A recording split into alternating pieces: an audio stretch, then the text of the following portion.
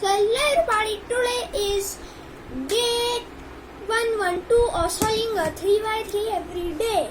Let's go and my wig, the hair of my wig is coming at my mouth, so let's start solving.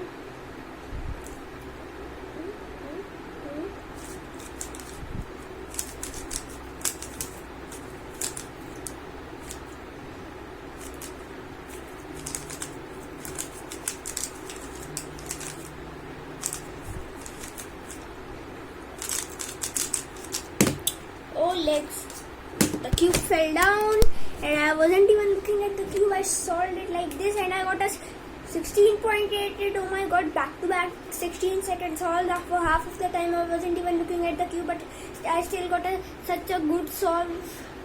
I broke my mean of 3, which is very epic. So see you all tomorrow. I see you all after 1 billion years. Tab tak ke liye bye bye.